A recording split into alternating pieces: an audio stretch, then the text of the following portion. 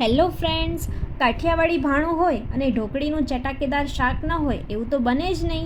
આજે આપણે બનાવીએ કાઠિયાવાડની શાન એવું ઢોકળીનું શાક. આ શાક જ્યારે ગરમા ગરમ રોટલા કે રોટલી સાથે પીરસાય તો બીજું કંઈ જ ન જોઈએ. આ શાકનો અસલી સ્વાદ છુપાયેલો છે એની ઢોકળીના ટેક્સચરમાં.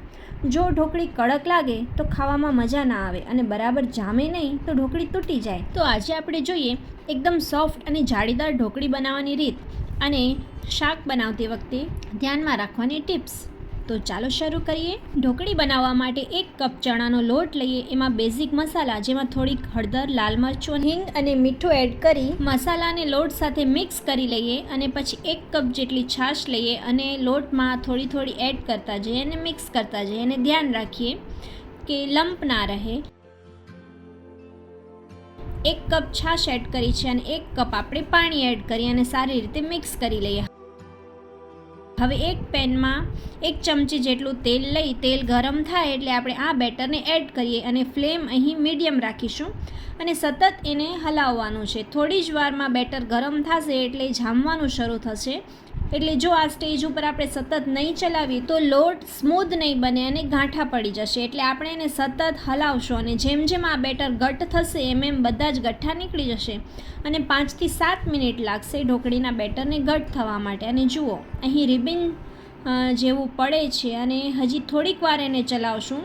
સતત હલાવ્યા પછી ધ્યાન રાખીએ કે નીચે પેનમાં ચોટે નહીં અને થોડી વાર પછી તમે જોઈ શકો છો કે હવે આ મિશ્રણ છે એ પેનને થોડું છોડે છે અને આપણે આ રીતે ચમચામાંથી નીચે પાડીએ તો રિબિનની જેમ પડતું નથી અને ગઠ્ઠા નીચે પડે છે. હજી થોડી વાર માટે આપણે ચલાવીએ તો હવે જોશું કે જેમ નીચે પડે છે એમ જ્યાં પડે છે ત્યાં શેપ પકડે છે.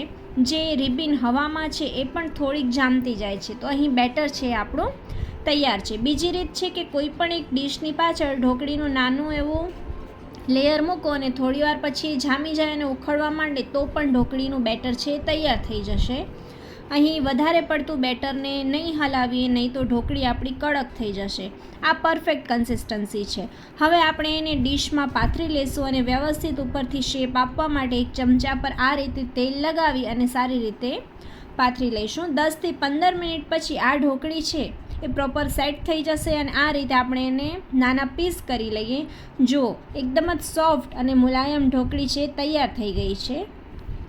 હવે વઘાર માટે લસણની ચટણી બનાવીએ. જેમાં 8 થી 10 કળી લસણને ક્રશ કરી એમાં 1 થી 1.5 ચમચી જેટલું લાલ મરચું અને સ્વાદ પ્રમાણે મીઠું નાખી સારી રીતે મિક્સ કરી લઈએ. હવે વઘાર માટે 2 થી 3 મોટી ચમચી તેલ લઈ રાઈ એડ કરી અને લસણની ચટણીનો વઘાર કરશું. ફ્લેમ અહીં મીડિયમ રાખવાની છે અને તેલ પણ વધારે પડતું ગરમ ન હોવું જોઈએ નહીં તો મરચું બળી જશે.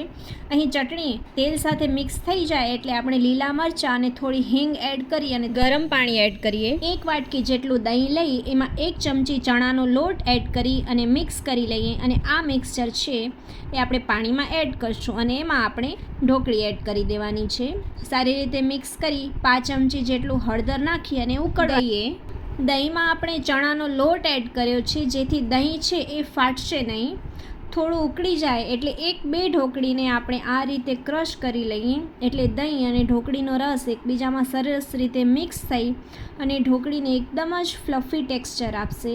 અહીં ગ્રેવી જો વધારે ઘટ લાગે તો થોડું પાણી એડ કરી શકાય કેમ કે જો ઢોકળીનું શાક જેમ ઠંડુ થતું જશે એમ ઘટ્ટ થતું જશે એટલે આપણી રીતે કન્સિસ્ટન્સી એડજસ્ટ કરી શકાય. 5-6 મિનિટથી વધારે આ શાકને ઉકાળવાની જરૂર નથી અને તરત જ બનીને તૈયાર થઈ જાય છે. તૈયાર છે કાઠિયાવાડી સ્ટાઇલ ઢોકળીનું શાક જેને ગરમા ગરમ સર્વ કરો.